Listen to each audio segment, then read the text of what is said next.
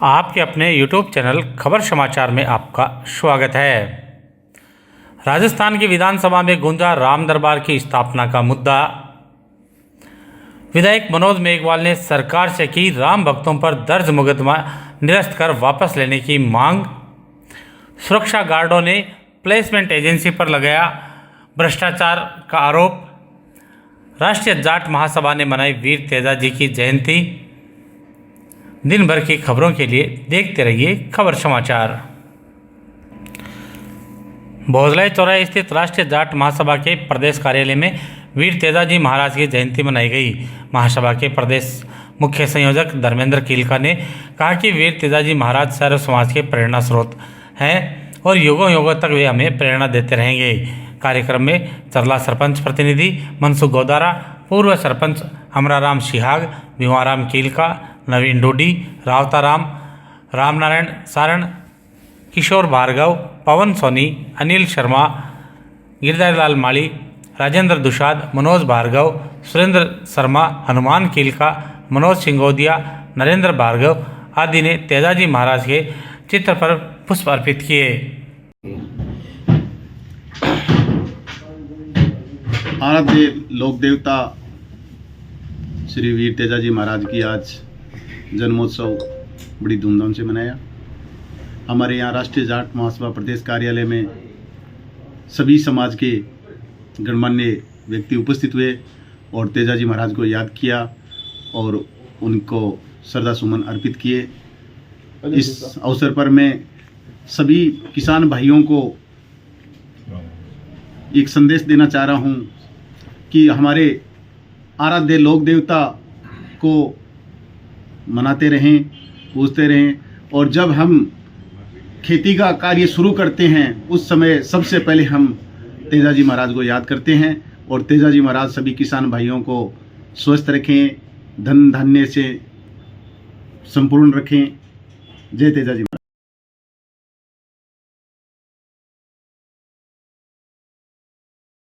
सुजानगढ़ पंचायत समिति की विभिन्न ग्राम पंचायतों में कार्यरत सुरक्षा गार्डों ने विकास अधिकारी जुगल किशोर जाटोलिया को ज्ञापन सौंपकर प्लेसमेंट एजेंसी पर भ्रष्टाचार करते हुए कम भुगतान करने का आरोप लगाया है।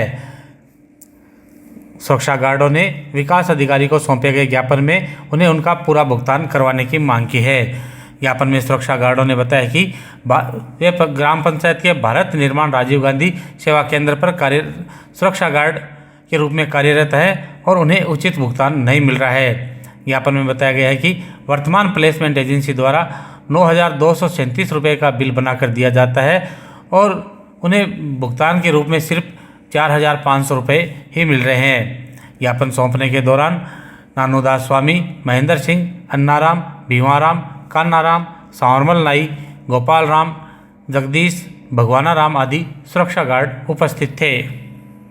हमारे साथ इस प्रकार की समस्या हम 20 साल से सुरक्षा गार्ड का कार्य कर रहे हैं। बोलने में तो कहते हैं सुरक्षा गार्ड है और गंडे कुत्ता उल्टी करती तो हमको उल्टी टट्टी तक उठानी पड़ती है साहब और 24 घंटे ड्यूटी देनी पड़ती है, जबकि ऐसा भारत में कौन सा नियम है जिसके अंदर 24 घंटे ड्यूटी ली जाती है साहब को। और पेमेंट मिलता है, पहले 3,822 रुपया मिलता था, उनमें से 700 साढ़े 700 रुपया काट लेते थे और अब 9,000 कुछ रुपयों का पेमेंट करती है। अब निविदा में डाल दिया, टेंडर के अंदर डाल दिया और अब वो करता है 4.5 का पेमेंट करता है। किसी का करा है, किसी का नहीं करा। साहब हमारी समस्या यही है कि हमें सभी सुरक्षा गार्ड भाइयों को इस प्लेसमेंट और निविदा से हमें मुक्ति दिलाकर इनका संविदा रूल बनाकर 2022 संविदा रूल में लिया जाए हमें, और चाहे आपकी मर्जी से कितना पैसा गाले हमें, लेकिन सीधा डायरेक्ट भुगतान किया जाए साहब। हम कुछ गरीब आदमी है, हमारे पास रोटी दाना नहीं पा पड़ते। 3,822 में आज क्या आता है और क्या 24 कितना साहब, इतना 24 घंटे की ड्यूटी, क्या ड्यूटी है साहब।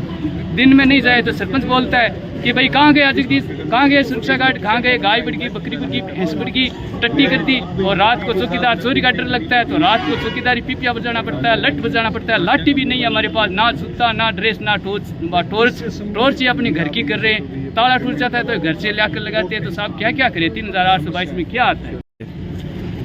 ज्ञापन सर इसलिए सौंपा गया है कि हमारी स्वीकृत राशि है 6734 रुपये और हमारा बिल बन रहा है 9237 रुपया कुछ का बन रहा है और हमें प्लेसमेंट एजेंसी 4,500 रुपया देती है। तो ये तो 50% से भी ऊपर भ्रष्टाचार हो गया। तो इसके लिए हम इसकी मुक्ति के लिए यहाँ सब एकत्रित हुए हैं और विकास अधिकारी को ज्ञापन भी सौंपा है। अब देखते हैं आगे क्या करते हैं। कौन सी प्लेसमेंट एजेंसी है जो आपके ये साथ ये सब सीकर की है सर, सीकर से है, लोकल नहीं है। कितने दिनों से भुगतान नहीं मिलने से परेशान? आरपी इंटरप्राइजेज है सीकर से, प्लेसमेंट एजेंसी का नाम। और वो फ़ोन भी करते हैं, वहाँ से फ़ोन आता है, कहता है कि आपका इतना ही होगा भुगतान। ऊपर से धमकी भी मिलती है कि आप अगर नहीं लोगे तो आपको हटा के हम दूसरों को ले लेंगे। तो 15 साल से जो यहाँ काम कर रहे हैं उनको हटा के दूसरे को ले लेगा, ये न्यायोचित बात नहीं है।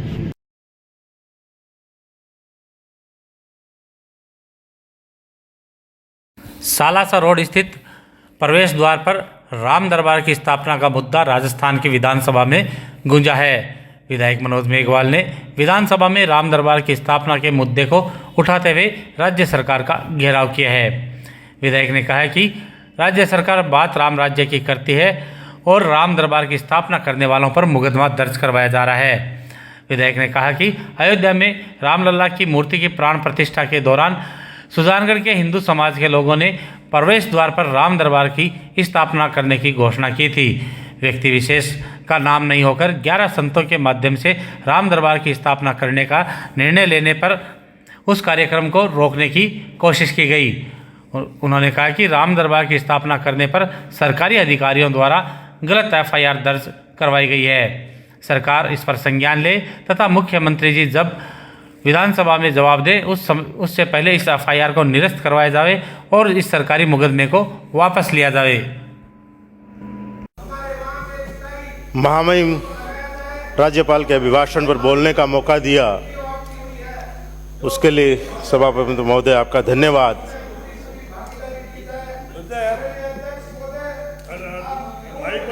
बंद हो गया वीडियो। विराजिए, मानी से विराजिए।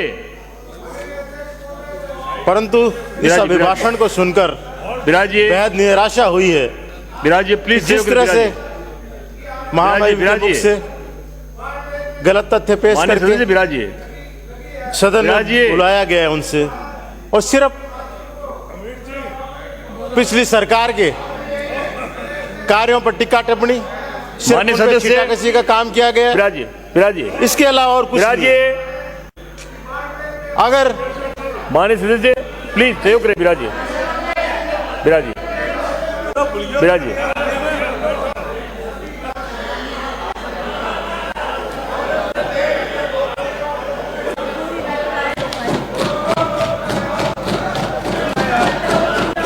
विराजिए, अगर विराजिए श्री मनोज। अगर इस अभिभाषण में आने वाले 5 साल में सरकार का विजन क्या है उसके बारे में कुछ बता। रोजगार की बात करते, कहीं रोजगार का नाम नहीं 5 साल में कि सरकार आने वाले समय में रोजगार के लिए क्या कर रही है। जो सरकारी भर्तियों की प्रक्रिया चल रही उनको कब तक पूरा करने का है, उसमें कुछ नहीं बोला गया है। सिर्फ और सिर्फ पिछली सरकार पर कामों पर छींटाकशी करने का काम किया गया। बात राम राज्य की जा रही है, पर इस शासन में हो क्या रहा है। मुख्यमंत्री जी बैठे थे, अभी चले गए। बताना चाहता हूं कि सुजानगढ़ में एक सड़क का निर्माण किया गया था पिछली सरकार में। 2 लेन को 4 लेन किया गया, जिसमें एक गेट था उसको तोड़कर दोबारा उस गेट का निर्माण हुआ, जिसका उद्घाटन हो।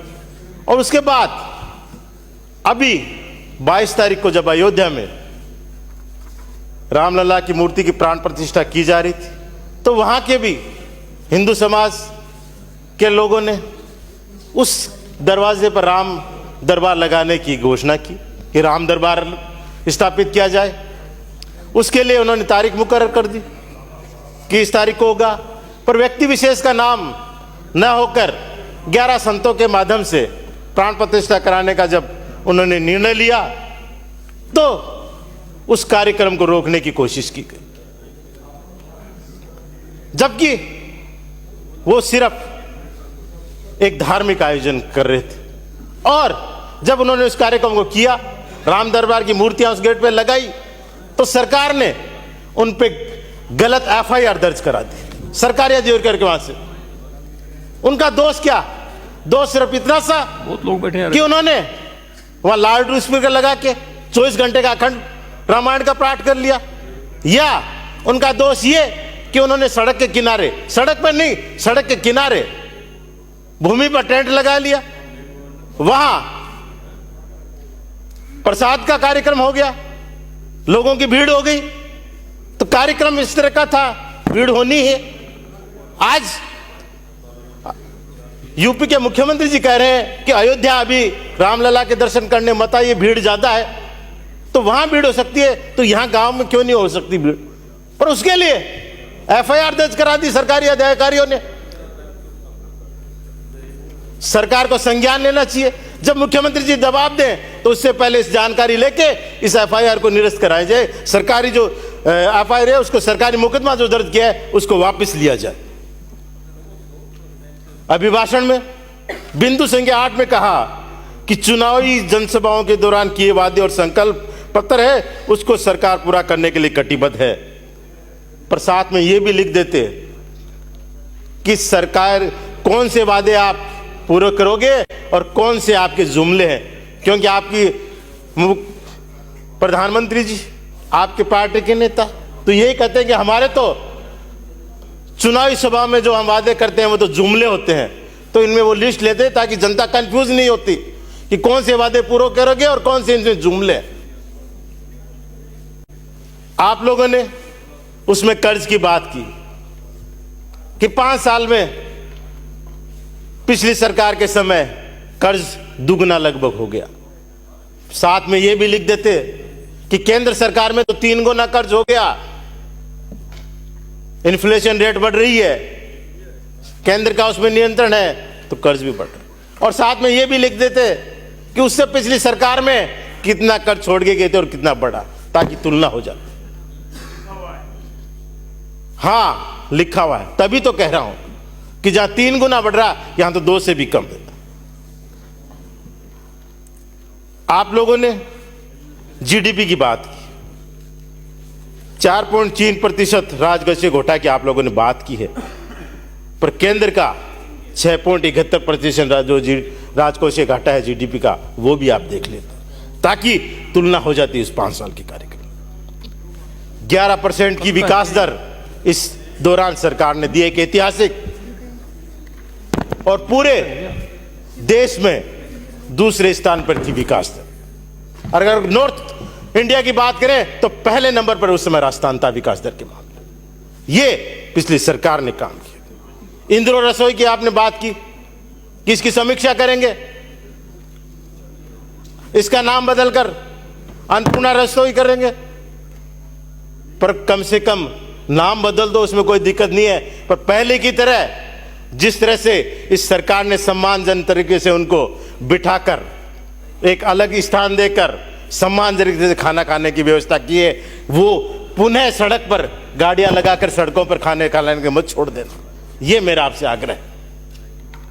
उसमें आप जो रसोई है आप सुधार करो, नाम बदलो, वो आपकी इच्छा, पर कम से कम वो ध्यान जरूर रखना। आप लोगों ने बात करी है कि गेहूं का एमएसपी 2700 रुपए करें, पर अभी 2400 रुपए कब तक करने का है? जो घोषणा हुई है वो 2400 रुपए की, वो भी आप बताएं। 5 साल बाद करेंगे तो 5 साल बाद में 5 साल में करेंगे, जरूर तो किसान को आज है, 5 साल तक वो इंतजार करेगा आपकी। प्रधानमंत्री आवास की बात कर रहे हैं कि पिछली सरकार ने प्रधानमंत्री आवास भी, पिछले 2 साल से केंद्र से एक भी प्रधानमंत्री आवास के जो हैं वो नहीं आ रहे हैं, सब रोक लगी हुई है। आपको पता है कि प्रधानमंत्री आवास जितने भी है सारे के सारे रोक लग रहे हैं, एक भी वहां से स्वीकृत नहीं हो रहा है। लगातार 2 साल से ये हो रहा है। चिरंजीवी योजना, जिसकी जगह आप लोगों ने बात की आयुष्मान योजना लेके आ रहे हैं, बिल्कुल लेके आइए। जो चिरंजीवी योजना देश ही नहीं पूरी दुनिया का मॉडल बन गया, उसको आप बंद करना चाह रहे हैं, पर उसमें जो 25 लाख का इलाज है उसकी व्यवस्था तो आप कीजिए। उन गरीबों की तरफ देखिए जिनके पास जेब में पैसा नहीं है, उनकी कैसे इलाज होगा? आयुष्मान में 5 लाख का इलाज है, वो 25 लाख की इलाज की आप व्यवस्था कैसे करेंगे, वो भी इसमें थोड़ा बताते ताकि पता चलता। आज एक ऐसी योजना जिसकी आप बंद करने की बात कर, पर उसके विकल्प क्या है उस पर कोई बात नहीं। आप लोगों ने पीएचसी सीएचसीओ का नाम बदल दिया, उनको मंदिर का नाम दे रहे, कोई बात नहीं, पर रातों रात नाम बदलने से वो मंदिर नहीं बन जाएंगे। उनमें सुविधा क्या बढ़ा रहे हैं आप? जिस तरह से पिछली सरकार में पीएचसी सीएचसी सब सेंटर खोले गए, एक इतिहास बना है, उनको आप आगे बढ़ाने का, उनमें और सुविधा जुटाने का आप क्या कर रहे हैं वो आप बताते, उनको करते। खाली नाम बदलने से कुछ नहीं होगा। बिंदु संख्या 71 में आपने बात की है, युवा शक्ति को नशे से दूर रखने का माननीय सदस्य प्रयास करें। माननीय सदस्य क्या प्रयास करें, सरकार क्या प्रयास करने जा रही है वो भी उसमें लिखते कि सरकार का भी कोई विजन है क्या कि जो नशे की बीमारी इस राजस्थान में बढ़ रही है उसको दूर करने का कोई प्रयास है। हम सदस्य बिल्कुल उस पर करेंगे, पर उसके बारे में गौण एकदम मौन, कुछ भी नहीं कहा जा रहा। पिछली सरकार की जो योजना है, एक से एक बेहतरीन योजना है, जिनको गारंटी से लागू किया था, चाहे 100 यूनिट फ्री बिजली की बात हो, जो हर उस उपभोक्ता कार्य को मिल रही है, आपको भी मिल रही है। 2000 यूनिट किसानों को फ्री मिल रही है, इसको 100 यूनिट राजकुमार को किसानों को 2000 यूनिट मिल रही है। गेहूं के साथ राशन फ्री योजना हो, नरेगा 125 दिन की योजना हो, ये वो योजनाएं हैं। इनके बारे में और कैसे इनको आप बढ़ा रहे, क्या इसके बारे में कोई आप लोगों ने सोचा? इसमें बिल्कुल बोल रहे हैं आप लोग। बात समाप्त करें। आप लोगों ने कहा पशुओं के लिए कुछ नहीं किया, 40,000 रुपए पशु बीमा योजना लागू की थी माननीय तत्कालीन मुख्यमंत्री जी ने, और उन सब पशुधारकों को उस समय मिली थी जिनके लंपी बीमारी में पशु होते। आगे क्या सुधार करने, विजन आप लोगों का वो होना चाहिए, नहीं कि पिछली सरकार के 1,000 रुपए मिनिमम पेंशन, क्योंकि 1,000 रुपए से पेंशन किसी भी को भी कम नहीं मिलेगी। जब जब सरकार कांग्रेस की आई हमेशा बढ़ाई है, इस बार आप देते कि 1,000 से हम पेंशन कितनी बढ़ाने जा रहे हैं उन गरीबों के लिए, उस पर आप मौन, सिर्फ और सिर्फ। श्री पवराम बिश्नोई, मैं तो यही कहूंगा। माननीय सदस्य धन्यवाद। माननीय से 7 मिनट दिए गए आपको बोलने के लिए। माननीय सदस्य 7 मिनट में अपनी बात समाप्त करेंगे आप।